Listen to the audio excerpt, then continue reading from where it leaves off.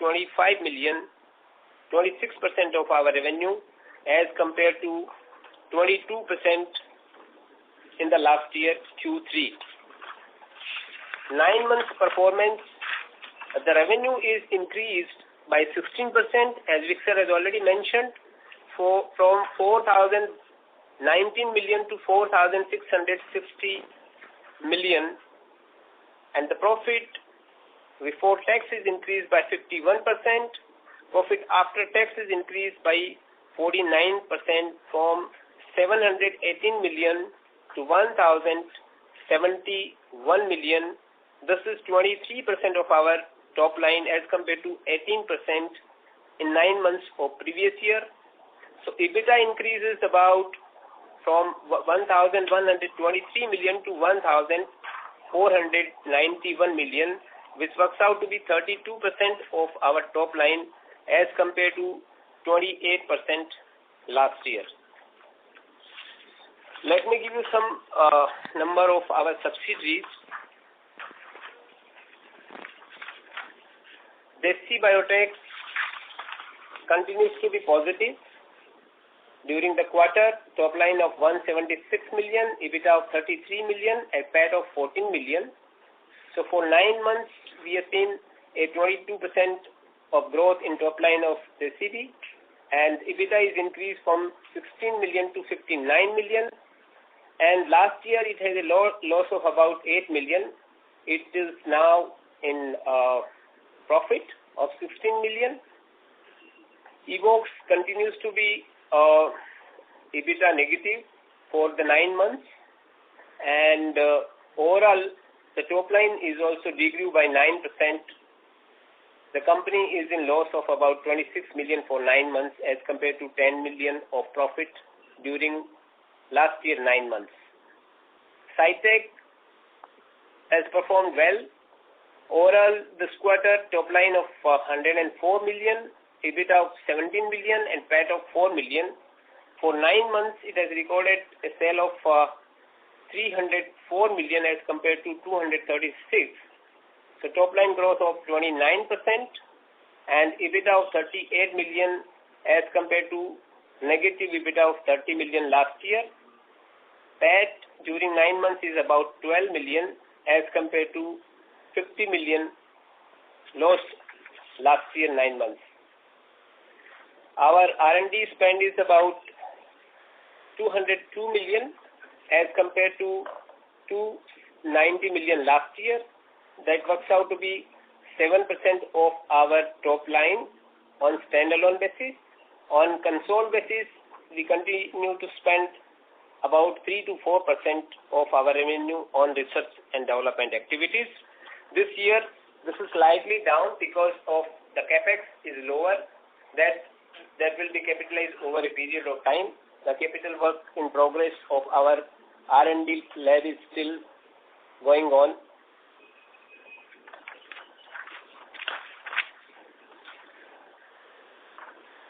The largest selling product continues to be in the range of 20-23%.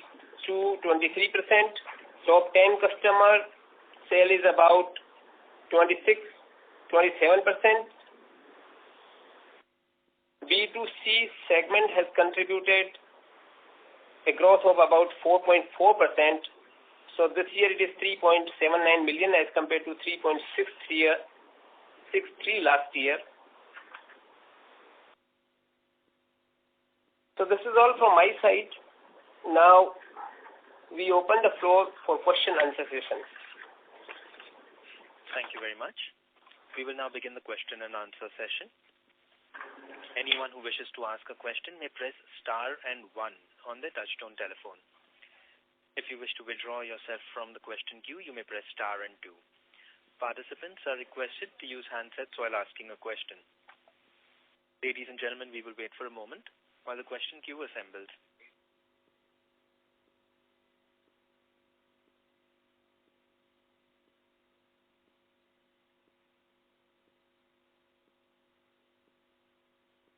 The first question is from the line of Abhishek Navalgund from Nirmal Bang Equities. Please go ahead.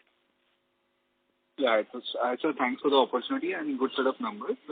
So my first question is on the nutrition segment in the international human nutrition pie. So after I think multiple quarters of similar kind of run rate that we are maintaining on quarterly basis, I think we have seen some good growth coming in, and you have mentioned in the opening remarks also that it's largely led by US. So could you please give some more color on this segment, and how do you see coming quarters as far as this particular segment is concerned? Thank you, Abhishek. You can see that our major segment is a human nutrition, and U.S. market plays a very vital role in this area. We see that market is doing well right now, and we forecast that it will continue to do so.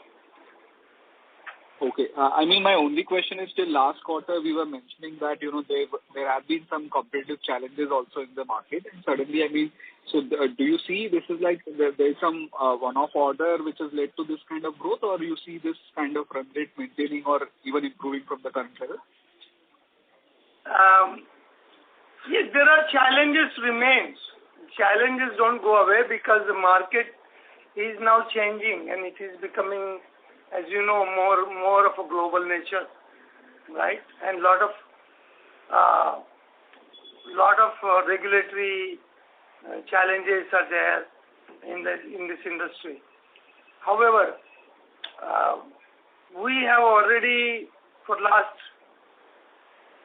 couple of years, we are working on it to address those issues systematically, and we have introduced some new products. We have brought some new customers, and it is a continuous ongoing process. So we feel that there will be little up and down here and there, but the growth will continue. Sure, sir. And my second question is on the probiotics segment. So while the international probiotics, I think could be in the flattish trajectory, but domestic, I think from last quarter onwards, I mean from second quarter also we have shown some improvement, and this time around also I think that is also a big driver as far as domestic human nutrition is concerned. So again, I mean this is related to some channel restocking happening, or how do you see this growth actually for going forward? No, I think what happens is that certain brands are developing. We have so many studies related to probiotics applications. So people now are warming up very nicely with our probiotics segment, and that even though the market is a little bit flattish for us, we see that it will continue to grow for us. Sure, sir. And my last question is on the two dossiers for which we have got the approval last quarter. Any update on that? I mean, would you be in a position to tell us what could be the total addressable market, and when should we start seeing revenue from those products, if at all you're trying to sell in developed markets? Sir, Abhishek, which one you are asking for? I think in the last quarter we have mentioned that we have got two approvals from two food dossiers got approved from, I think, from Europe, if I'm not mistaken. Okay. Yeah, the approvals are there. There are always some queries comes out from the EFSA and other kind of agencies, and you have to spend a lot of time to answer them, and we are doing so. So then the final approval comes in. So it is a process, ongoing, continuous process. And because we patiently are working so hard on these things, I'm sure that within, you see that whatever we have filed will get approved finally, and then we are always going after new approvals. So that's it from my side. Thank you and all the best. Thank you, Abhishek. Thank you. The next question is from the line of Nikhil from SIMPL. Please go ahead. Yeah, hi. Good evening. Thanks for the opportunity.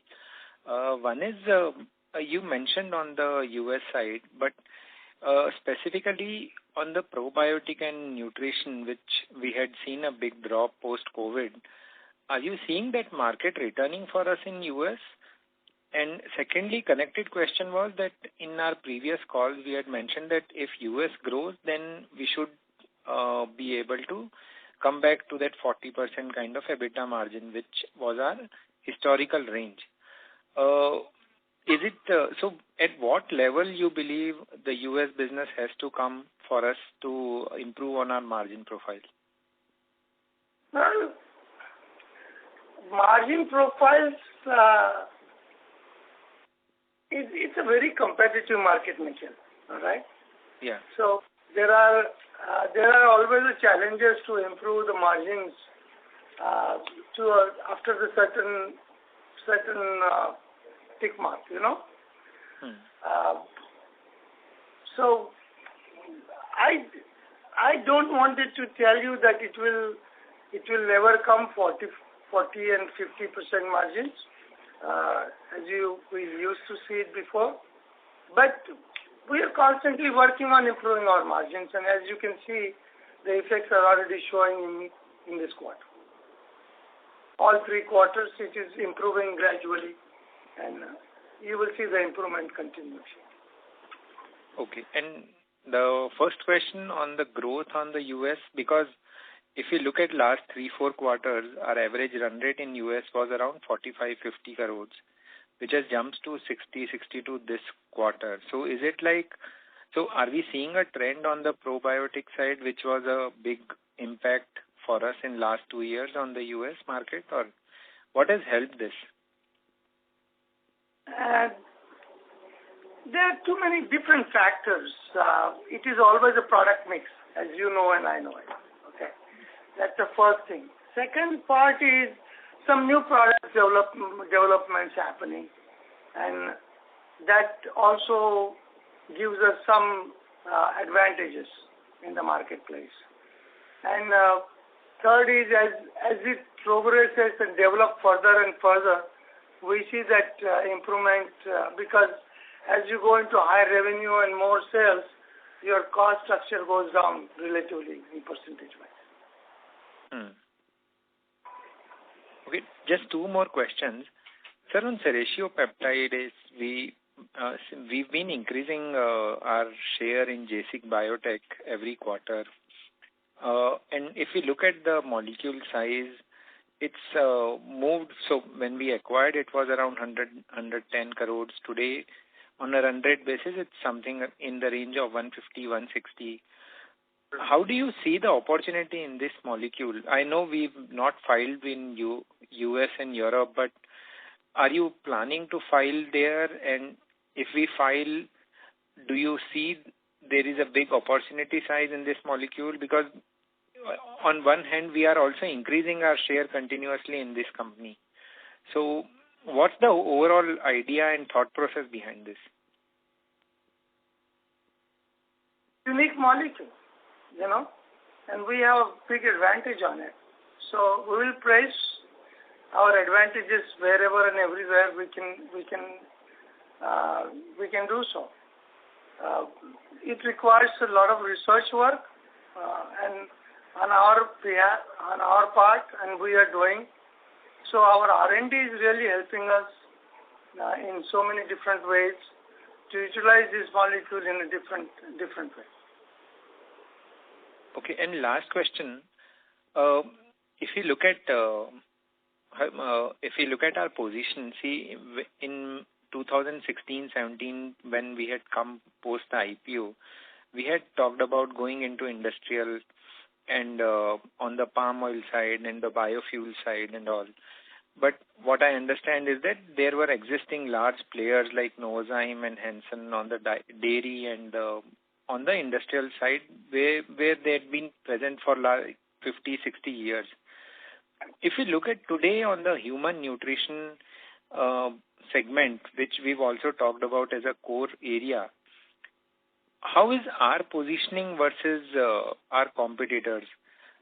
Is it because when we read through their capital markets, they are also talking about that we have to become big, and they are also working to build molecule base here.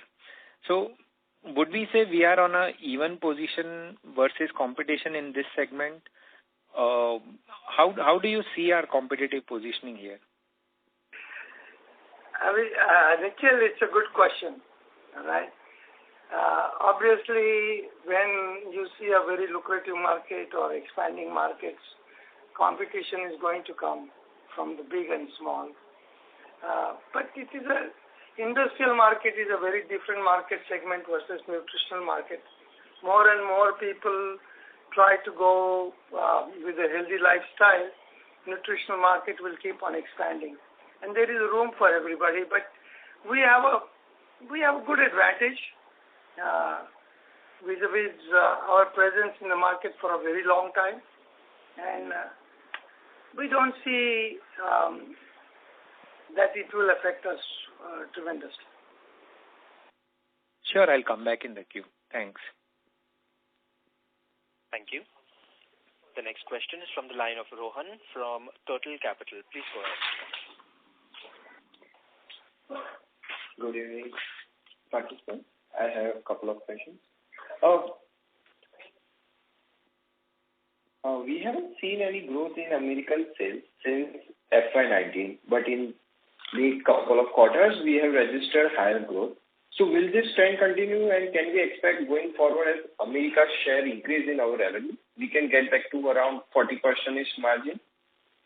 And what has led to this growth? Is it the product mix has changed? I told you that it is always a very difficult proposition to go over 40% margins. Competition is always there. Like Nikhil asked a few minutes ago, there are a lot of other small and major players coming into the marketplace.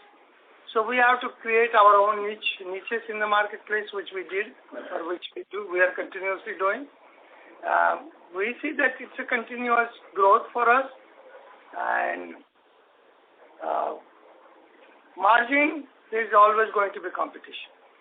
But we will do nicely. Like as you see, this quarter we have improved our margins considerably. And another question is, what are the challenges you are facing in animal nutrition as well as specialized manufacturing? Because your quarterly run rates have not scaled up lately. Yeah, animal nutrition is a different animal altogether. It's very competitive, and you can see that it is logistics, deliveries, the wars doesn't help, cost keeps on increasing, and you have to really compete cost-wise and price-wise in various different markets. Okay? Okay. And how are the margins between the segments, like margins of product profiles of human nutrition, animal nutrition, as well as bioprocessing and specialized manufacturing? If you can just give a rough idea how the margins are. So, Rohan, let me respond to you. As far as the gross margin segment-wise, we cannot track like that. Gross margins for human nutrition and animal nutrition, industrial bioprocess. I mean, that's not the way. We just classify it for the sake of better understanding of our business. Okay. Based on our customers and the product. So for every product, you will not have that kind of a margin as such. Okay. Yeah, that was from my side. Thank you. Thank you. We have the next question from the line of Aditya Padi from Girik Capital. Please go ahead. Hello. Yeah. Can you hear me? Yes, Aditya. Yeah. Hi. Good afternoon. I just have two questions. Just wanted to understand. The first question is on, you've mentioned about improvement of margins when your U.S. business would pick up, in the previous quarter. So U.S. has seen decent growth after some time. So how do you see the visibility, in the near term to mid-term? How do you see the margin growth in this business? We'll continue on that one. Okay. So similarly like this quarter? Well, Every quarter is different. It is not quarter to quarter we look at really, because sometimes you know how the inventories go. Correct. Somebody order by the end of the month may not require it right away till one quarter. So what can you do? You see what I'm saying? Got it, sir. And my next question is on the margins. If I see like versus the long-term margins, there have been major increases in like employee spend in the last 4-5 years. So where do you see like margin improvement coming from? Like, would it be gross margins or employee expenses going down, or other expenses, whichever have gone post-COVID, gone up post-COVID? Employee expenses are going to continuously grow up because there is a lot of pressure on the salaries, as you know very well. Logistic cost is kind of came down after COVID, but now it is again under pressure. So carrying inventory will be with a higher cost. So there are a lot of challenges as I explained before also ahead of time. In spite of that, we are constantly trying to improve the margins, keeping our costs down as much as possible on the various other areas, and also other income is increasing for us because of the higher cost, higher interest rates. Okay. So we have a lot of investments, as Vic sir has mentioned. Yes. So from that we are getting good returns. So other income is increased substantially if we compare, our 9 months of this year number versus the 9 months of last year. So that has also contributed in overall increase in our profitability. But yes, the margin has improved. You rightly said. As Vic sir has also mentioned. So US business, as it grows, we have a better margin, better profitability. And that's what you can see from this last quarter numbers. Yes. Okay. Thank you so much. Those are my 2 questions. Thank you. Thank you. The next question is from the line of Umang Shah from Banyan Tree Advisors. Please go ahead. Hi, sir. Am I audible? Yes. Absolutely. Very great. Yeah. So, sir, first question was, could you tell us the number for Evox for 9 months, lost number for 9 months? Yes.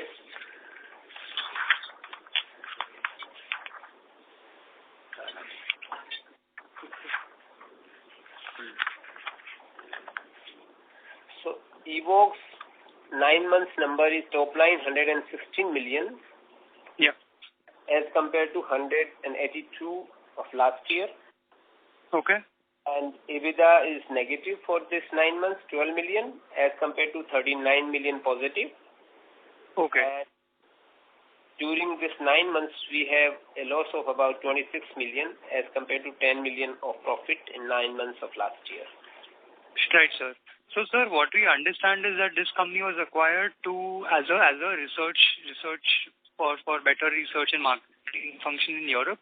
So, going forward, will it have its own profitability, or will it continue supporting the consolidated entity and report losses? Umang, this is an R&D company, okay? We have to look at it that way because it's not like regular commercial operation. Right. And European conditions, as you know, in Germany and various European conditions are a lot of pressure on the salaries and other cost increases versus slowdown in the businesses. Right. Right, sir. And sir, the second question was, we have launched 2 new products in JC Biotech, pharma products, which have come after a long time. So how does the market that you see, would they be India focused or would they be outside India also? If you could give some clarity there. The products I'm referring to is invertase and alpha galactosidase.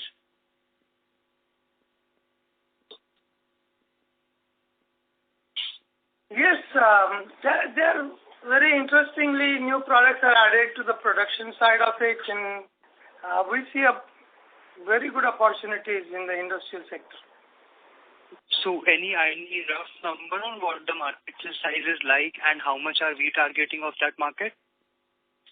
It's a huge size. Industrial area is, it's a very big market. And these products takes a little bit time to just introduce and get approvals, but we see a good prospect. Okay. Right, sir. And sir, for last 2 quarters, you've been giving out numbers for human nutrition revenues from India. If you can just give that number for this quarter, it would be very useful. Let me see if Mr. Rauka can pick out. Yes. Okay, so it's 519 million. Okay. And what was this for last quarter, third quarter for last year? 393. Okay, got it. Right, sir. India and the human nutrition. You asked for the India human nutrition, right? Yes. So it's 519 million and 319 million for last year. Yeah. Correct. Okay. And sir, last question was, for 9 months, could you speak out about Welfa's performance and how are we looking at our B2C foray? No, I think Welfa number is still negligible. As we mentioned to you, it's like, we are still working on it. It will take a lot of time to... B2C is a very different animal, as you all know. Correct. Are we changing anything on the product front or on the management front? Working good. Right now we are satisfied with the progress, with what's happening with it. And there will be a constant addition of the product, and we are very mindful of how we want to take this forward, Sure, sir. Thank you so much for your time. Our pleasure. Thank you. Thank you. The next question is from the line of Gaurav Nigam from Tunga Investments. Please go ahead. Yeah, thank you, sir, for taking my question. Sir, I joined a little late. I just wanted to understand, have you given the revenue for this quarter from our top product? It's about 22%. 22% of Concall revenue, right? Yeah. Okay. And sir, can you Excuse me, Gaurav. Yeah. Let me repeat the number. So I am giving you for 9 months, it is 22% of our top line, and last year it was 24%. Quarter is, I think, 20%. Understood, sir. And sir, can you provide bifurcation of the human nutrition revenue between India, international, and sub-segments, sir? So I think I have just given that. So India human nutrition is about 519 million, and international it is 588 million. So total is about 1,107 million. Q3 of this year. Understood, sir. And would you be able to give the pharma, probiotics, and biocatalyst numbers within the 3 segments we operate in? Okay. So pharma is about 386, probiotic is about 100, and biocatalysis is about 33. This is India I am talking about. International human nutrition is 562, probiotics 20, and biocatalysis about 5 million. Understood, sir. Thank you. Sir, and just wanted to get your outlook on the end customers in the US Nutra segments, because I think till last quarter we were not very sure about the end market performance. So how is it now, and how are the customers looking at the growth going forward? Any sense of the US Nutra market would be helpful, sir. Yeah, it's right now we can see a stable market and a lot of new customer additions. Understood. And sir, the inventory issues which were there in the last few quarters, is that over? We have taken care of most of it. It's a gradual process. Understood, sir. So just I think continuing on the previous participant on the animal nutrition segment, so we have seen almost a stagnation in the last 3 quarters. Just wondering whether this is because of the India business or international business, and what are the reasons behind it? It's a very competitive business, Gaurav, and a lot of pressures on the logistics, inventories, and cost. Okay. But is this majority in the India business, this competitive pressures are coming, or is this in international? International business. India is also not an exception to the rule in this matter. Okay. Understood, sir. Thank you for giving detailed answers, sir. Thank you. Appreciate it. My pleasure. Thank you. Thank you. The next question is from the line of Harini Dedia from Tamohara Investment Managers. Please go ahead. Thank you so much. Good evening, sir. My first question was on B2B sales. A couple of years back, we had appointed a distributor on the India side, Anshul, and then Azelis on South Asia. How has our experience been with these distributors? What has the traction been like? And are we also appointing more on-the-ground salespeople to do direct sales? If you can just help us understand how is our sales team shaping up for B2B sales? B2B sales shaping up fairly decent. We're satisfied with it.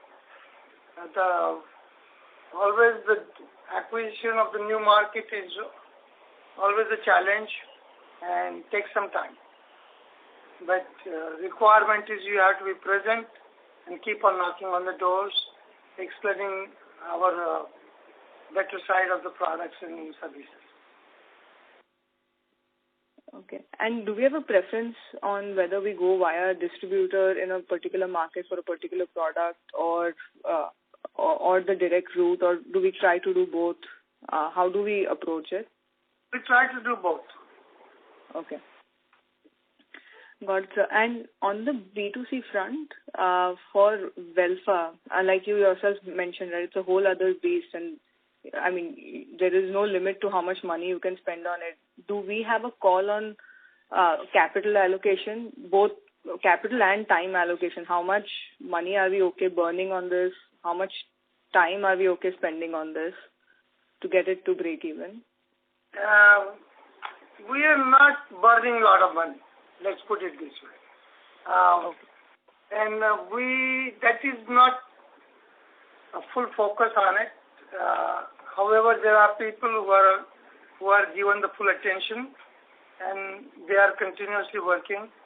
I think looking at various different challenges in B2C, we are doing fairly decent. Okay, sir. Those were the questions I had. Thank you so much. You're welcome. Thank you. The next question is from the line of Rohit Ohri from Progressive Shares. Please go ahead. I just have a couple of questions. First, related to the probiotics, knowing there's immense potential over there, untapped, which is to the tune of USD 48 to 50 billion. Sir, what would AETL be interested in? Whether you'd be interested in the animal feed segment, dietary supplements, or the functional F&B?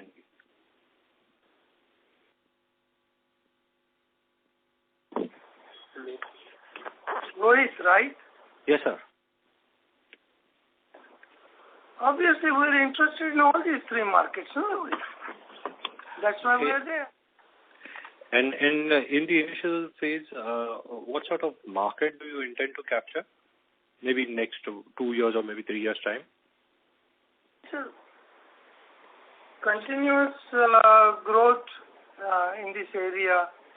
Mm-hmm. Now, there are always some areas will perform better than others as the condition changes, Mm-hmm. But we see good opportunities in all these areas where we are.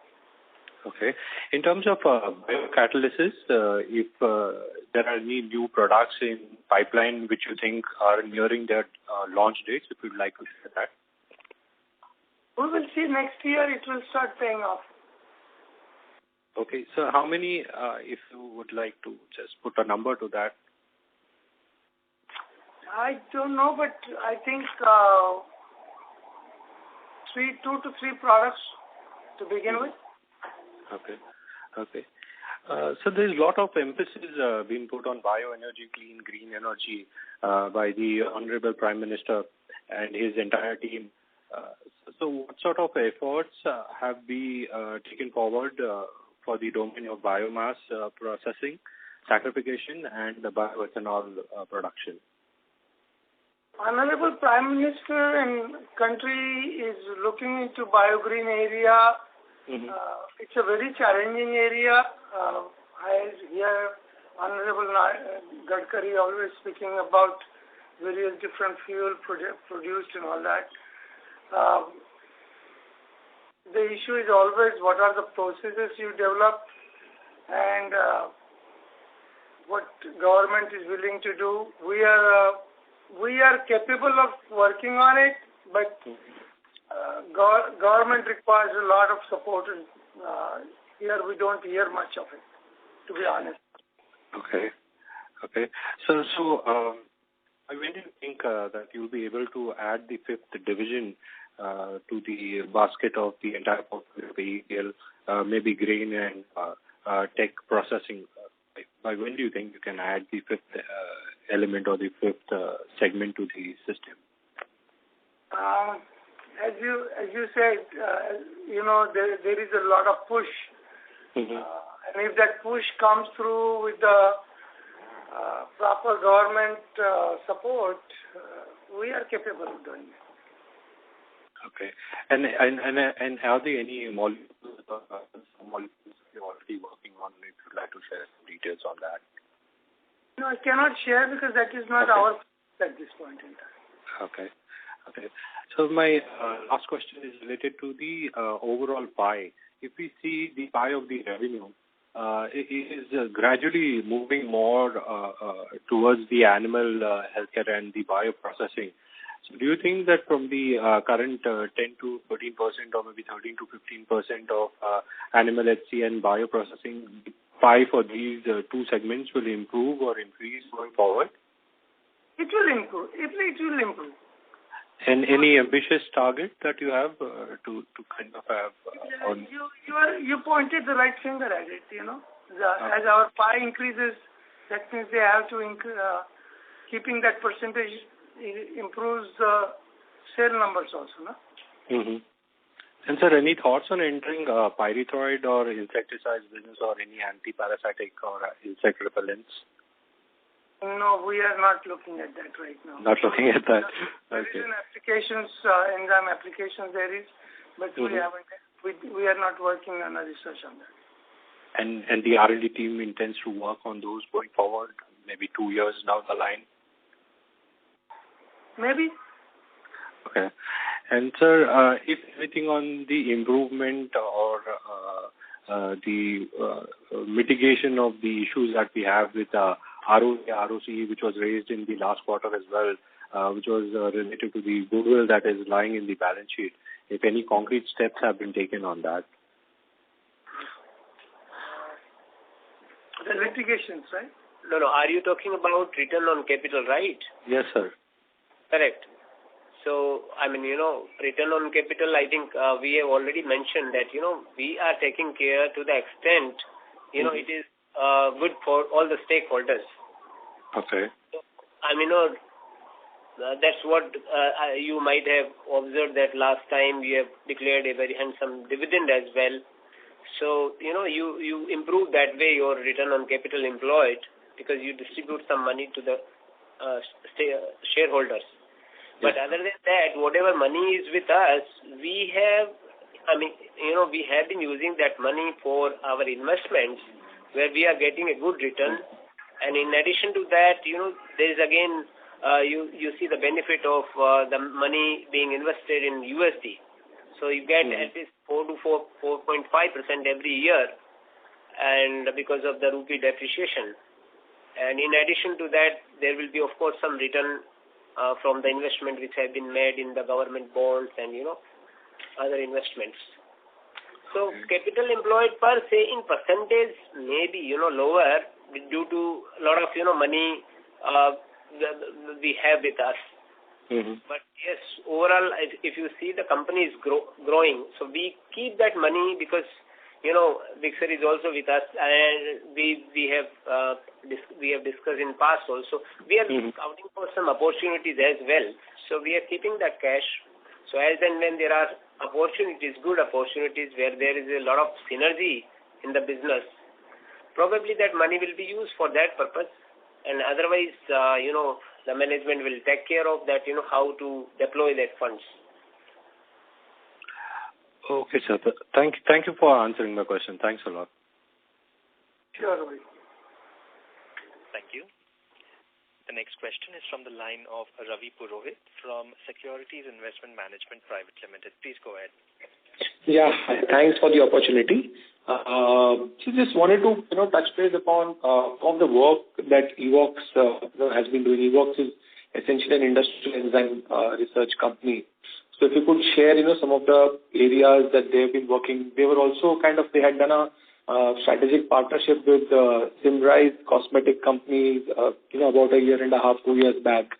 So anything on that, or anything on generally, on industrial side, because there seems to be a lot of opportunities on the industrial side from our perspective. So if you could just share some insights or some, path or the work that we've been looking at on the industrial enzyme side. Ravi, as you rightly pointed out, it is a R&D company. Yeah. And it is working with various different companies, as you some names you probably gave, and they are all confidential documents with them. So we cannot reveal all the names as they're working on their R&D projects. But I can only tell you that various different products are not only R&D, they work on the research projects and also various different molecules in industrial as well as in other segments, human and animal nutrition. So you don't see those in the balance sheets directly, but they are very big contributors. Market is a changing market. It is very information and research driven market now. Correct.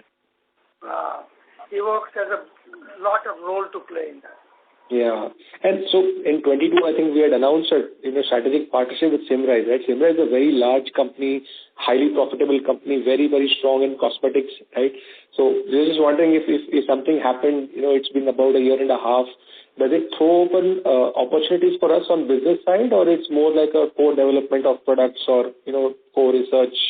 So what if you could just share some insights into that. Unfortunately, I cannot because I have confidential agreements with them. Okay. And sir, if you could just share if there are any, on the industrial side again, because we've read a lot of articles and a lot of material which says that, for hydrogen production and all, enzymes are like the catalyst agents, right? So there is a lot of,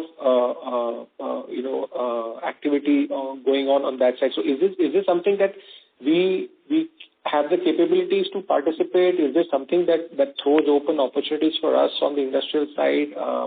If you could share anything on that side. Hydrogen peroxide. So it's talking about biocatalysis. Oh, okay.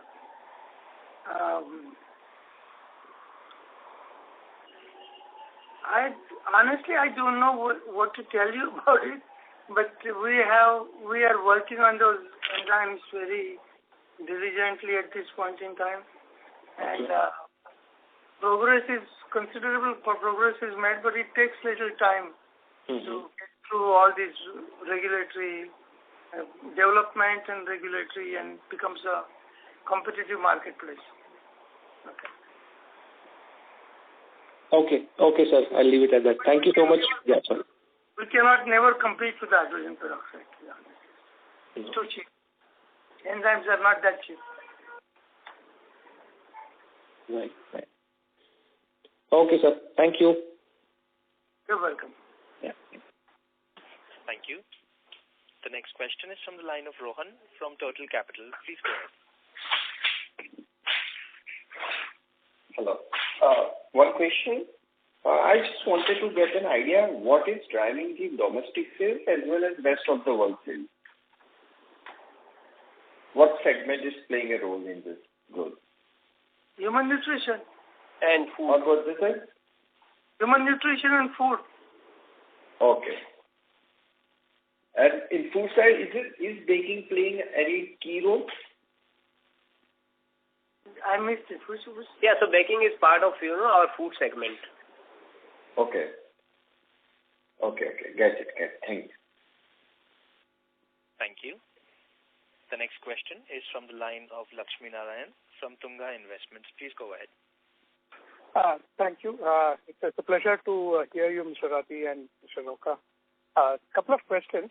First is, when you set out this year, at the start of the year, your appetite that you would do few things. And just wanted to understand, as we draw the year to the close, which are the areas which has actually exceeded your expectations? It could be people, products, sales, or margins, or whatever. And which are the areas which disappointed you? Yeah, very, very nice and general question, Lakshmi Narayanji. By the way, that is my father's name too.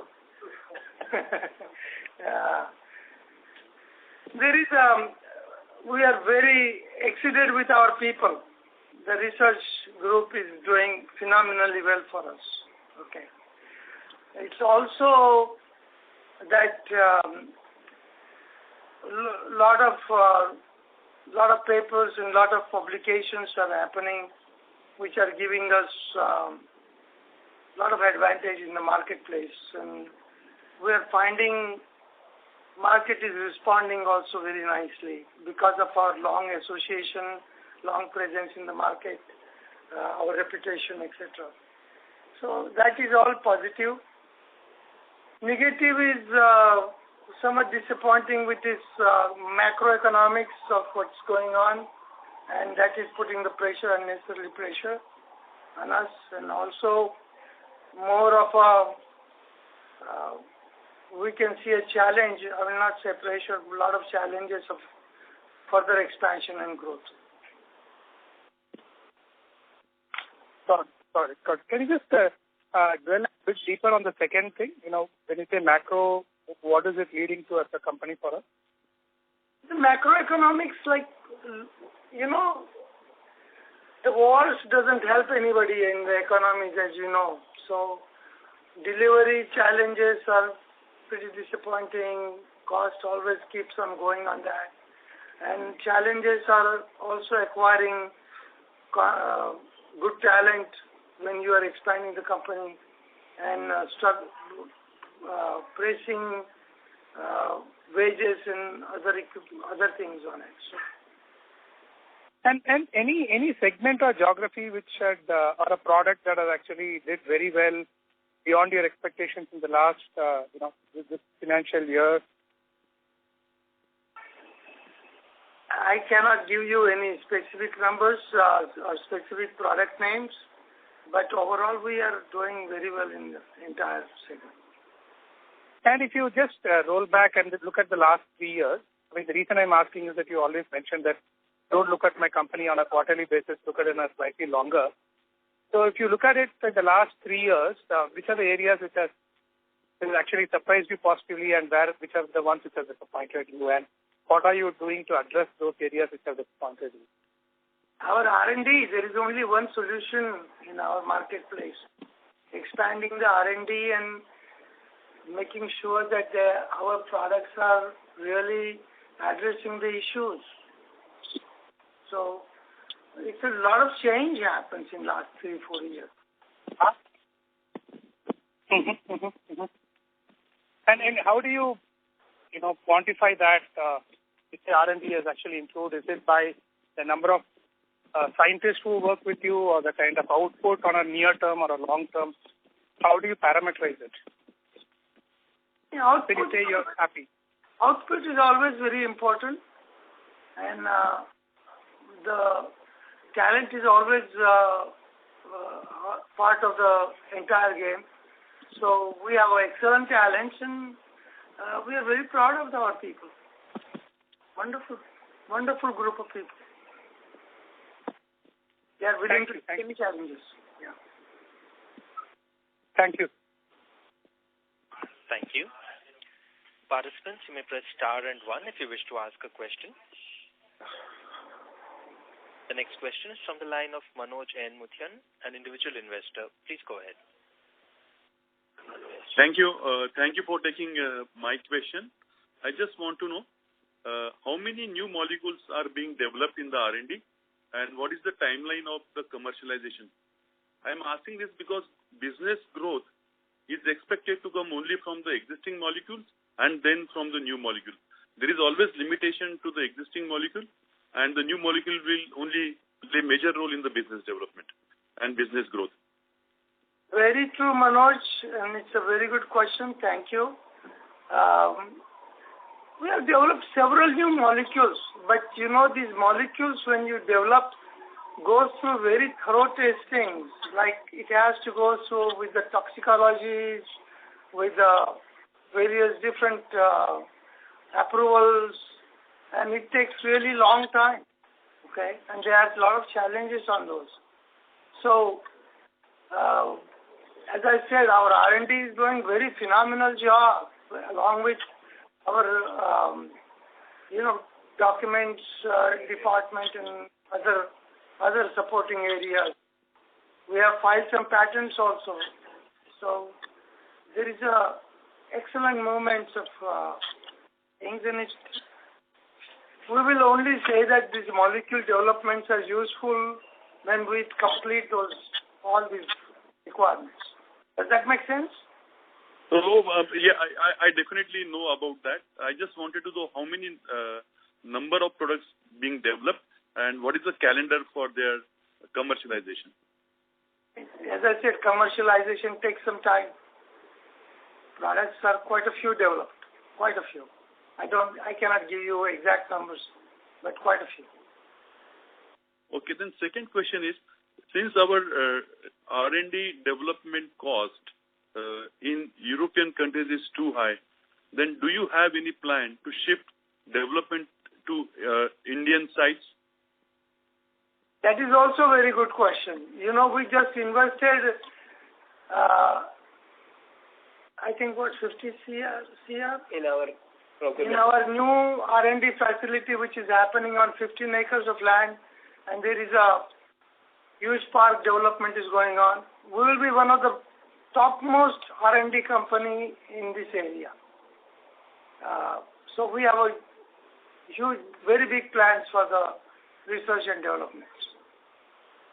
And my third question is, there are 7 molecules filed with the US FDA according to the annual report, and for 5 there is no questions from the FDA, and for remaining 2 there were some questions. Whether those questions have been addressed and molecules have been commercialized in US market?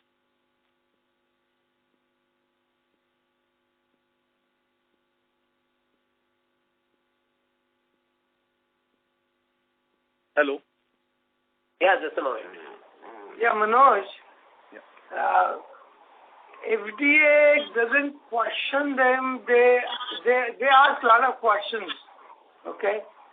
And we filed many of those already. And approvals, some of them approved, some of them are in the process.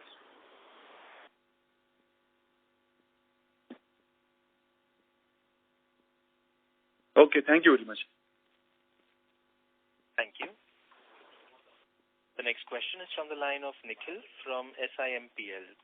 Please go ahead. Yeah, hi. Just 2 questions. So this question point which the earlier participant raised, just wanted to understand, see, in traditional pharma, what we see is that companies have a tie-up with a customer and then they file the DMF or whatever, and once the approval is received, their commercialization starts. But if I go through our calls, even in Europe and US, where we said that there are products where there are no questions and in a way there are approvals which are being achieved, how does the sales process happen? So is it like first we file, then we scout for partners? How does the overall process happen? I know it will take some time, but if you can just educate us how this process works versus traditional pharma. Traditional pharma is very different with the filing. First of all, traditional pharma takes a lot of money and long time, but they also get patents and they can make a lot of claims. We cannot make claims, any specific claims of anything cure or anything which can, what you could call it, cure, and what other word is there? Diagnose, treat, cure. Treat, cure any diseases or anything. So it has to be related to health and nutrition, and that's all we can claim. So it has a lot of difficulties. Doctors may recommend or may not recommend because in US most of the doctors will go for the medical. They need to have a FDA approval for drugs.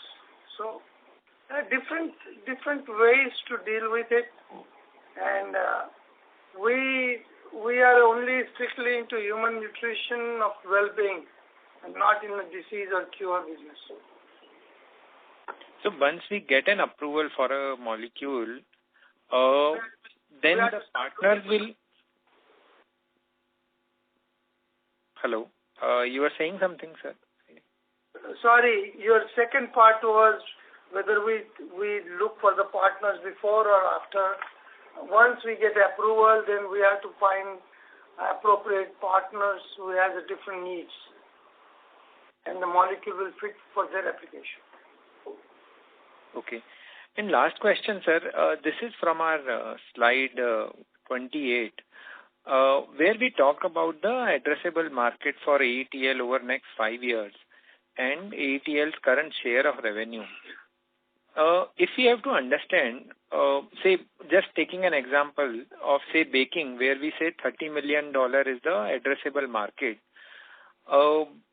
If we have to understand 5 years back, based on our capabilities and molecules, how would these sizes have changed? The addressable markets would have changed. So, because and this is in relation to the R&D question, I know you can't say how many molecules we'll launch and all, but if you can just spend some time 5 years back, what was this addressable market for some of these segments, which today we are talking of, say, 200 or 30 million. And as an investor externally, how should we measure how we are increasing our addressable market opportunity? Well, the market is changed. Now, let's say for baking, the need in the food industry is changing to not just food, but healthy food, less sugary food or whatever, those are the kind of market needs have changed. Before we used to have all the Coca-Colas in the market. Now the drinks are more healthier drinks. So you can see that human nutrition is a very dynamic subject, and they are constantly changing. As the research comes out of it, people want to have address different things at a time. So as you know, like January 1st, everybody wants to have a resolution to lose the weight. And after 3 months, they lose that interest and go back to again same old. So human nutrition is something of that nature. It is changing, and obviously some market is increasing as expenditure income changes. People start thinking about the healthy food or spending some money on the right food. So it is changed in 5 years. It is expanded, in my opinion. Okay. Sure. Sure. Thanks. Thanks for answering. Sure. Thank you. The next question is from the line of Jeshit Ladani, an individual investor. Please go ahead. Hello. Thank you, everyone. Am I audible? Yes. Mr. Ladani? Yes, sir. Okay. So I have been an investor since quite long time in advanced enzyme technology because I believe in the philosophy of the company about making everyone healthy. Sorry to interrupt, but you do sound a little muffled. I request you to please use the handset mode. Yeah. How about now? Please go ahead, sir. So I'm an individual investor in the advanced enzyme technology since quite some long time because I believe in the basic philosophy of the company, making everyone healthier. So a couple of questions which I'm noticing since long time that earlier we used to have operating margins in 40-ish range, 40-ish percentage, now it is in 30-ish percentage. It's slightly increasing since a couple of quarters. So is it going to be in the same range for a longer period of time, or are we going back to the 40s range? Mr. Ladwani ji, I just want to thank you for investing in the company for a long time. We really greatly appreciate that. I also answered that question some time ago, is that it's a very competitive marketplace, and keeping very high margins are not always, that kind of high margins are not always feasible because you have to compete. Sure. But we are trying to improve our margins all the time. It is always a combination of product mix which really reflects how margins will shape up at the bottom. But it will be healthy. That's all I can tell you. Yeah, so this 30s range is, as an investor, that's the new normal. It's still not very clear from your line, sir. So this 30-ish range is the new normal, right? 30 to 33, yeah. Yeah, okay. And top line growth which we are seeing around 20-ish now, is it going to be a sustainable growth? Like, are we going to see that number quarter-over-quarter or year-over-year? Yeah, we don't say every quarter, but as you can see, these last 3 quarters this year, they're constantly increasing. Not necessarily that will continue the trend necessarily. Mm-hmm. However, we see 15 to 20% growth as we guided before also for some time. And the geographical bifurcation, like 80% of business comes from India and America. So is this going to be the same, or like are we seeing any new growth opportunities elsewhere? A lot of other opportunities are there. So it will change. Okay. And any new patents which we have filed? I think around 13 patents we have. So any new patents filed in this year out of those 13? Yes, we did. Okay. All right. Thank you, sir. Thank you. Thank you. Ladies and gentlemen, we have no further questions. I would now like to hand the conference over to Mr. Ronak Saraf for closing comments. Over to you, sir. Thank you, everyone, for taking your valuable time for attending our earnings call. We will keep you all posted for any further updates. I request you all to kindly send in your questions that may remain unanswered. An audio recording and the transcript of this call will be uploaded on our website in due course. Looking forward to host you all in the next quarter. Till then, stay healthy, stay safe. Thank you. On behalf of... Sorry, go ahead, sir. Yeah, thank you very much. Thank you. Thank you, everybody. On behalf of Advanced Enzyme Technologies Limited, that concludes this conference.